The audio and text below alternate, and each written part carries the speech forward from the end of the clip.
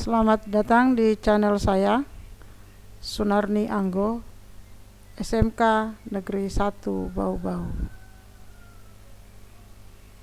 Pertemuan kita kali ini, saya akan membahas tentang evaluasi hasil kegiatan usaha.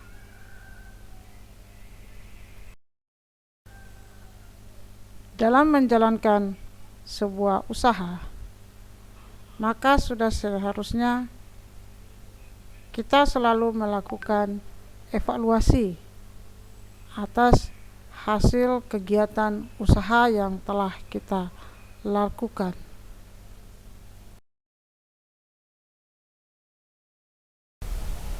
Evaluasi usaha adalah suatu aktivitas untuk melakukan analisis kinerja suatu usaha. Prinsip dasar utama evaluasi usaha yaitu membandingkan rencana usaha yang telah dibuat sebelum kegiatan dimulai dengan apa yang telah dicapai pada akhir masa produksi.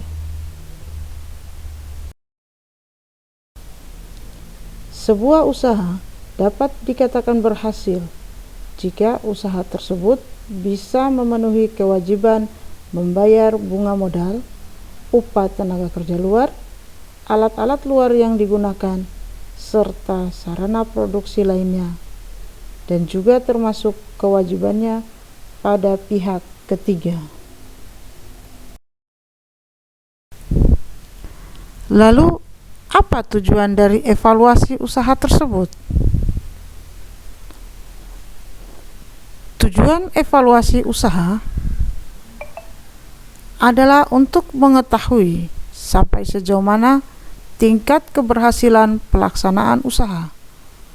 Apakah usaha tersebut sudah berjalan sesuai dengan yang direncanakan dan memberikan hasil seperti apa yang diharapkan. Salah satu yang harus dievaluasi dalam sebuah usaha adalah perlu diadakan analisis rasio keuangan. Rasio keuangan juga menjadi salah satu metode analisa keuangan yang digunakan sebagai indikator penilaian perkembangan perusahaan dengan mengambil data dari laporan keuangan selama periode akuntansi, sehingga dapat diketahui kinerja maksimum keuangan perusahaan. Menurut Agnes Sawir, rasio keuangan adalah indeks atau tolak ukur yang digunakan perusahaan untuk menilai kondisi keuangan dan prestasi perusahaan. Sedangkan menurut Slamet Munawir, analisis rasio keuangan adalah sebuah metode analisis untuk mengetahui hubungan dari pos-pos tertentu dalam neraca atau laporan laba rugi secara individu atau kombinasi dari kedua laporan tersebut.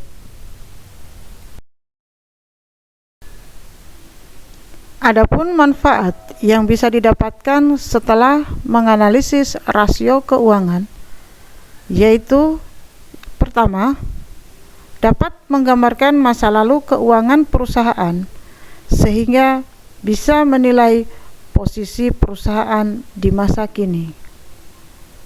Kedua, dapat dijadikan dasar oleh manajer keuangan untuk memprediksi perkiraan kredit yang akan diberikan kreditor atau jumlah investasi yang akan diberikan oleh investor.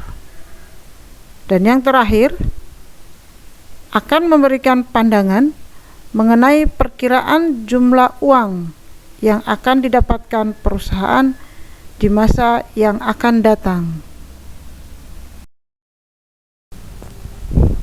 Selanjutnya, jenis perbandingan rasio keuangan, antara lain perbandingan internal dan perbandingan eksternal. Perbandingan internal yaitu memperbandingkan rasio keuangan perusahaan yang sama dari tahun ke tahun. Sedangkan perbandingan eksternal yaitu memperbandingkan rasio keuangan perusahaan sendiri dengan rasio keuangan perusahaan lain yang sejenis atau dengan bidang industri yang sejenis. Ada 4 jenis rasio keuangan yang dapat menggambarkan kondisi keuangan perusahaan. Yang pertama adalah rasio likuiditas, di mana rasio ini menggambarkan kemampuan perusahaan dalam memenuhi kewajiban jangka pendek yang akan jatuh tempo.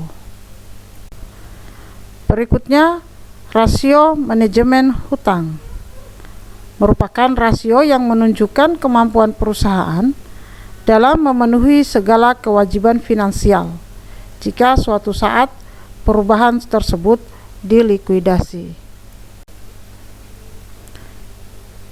Berikutnya, rasio profitabilitas merupakan rasio yang menunjukkan kemampuan perusahaan dalam menghasilkan laba. Yang terakhir adalah rasio aktivitas, merupakan pengukuran yang dilakukan untuk melihat seberapa cepat perusahaan tersebut menghasilkan penjualan. Demikianlah materi yang bisa saya sampaikan pada kesempatan kali ini. Jangan lupa like and subscribe. Semoga bisa bermanfaat bagi kita semua. Sekian dan terima kasih.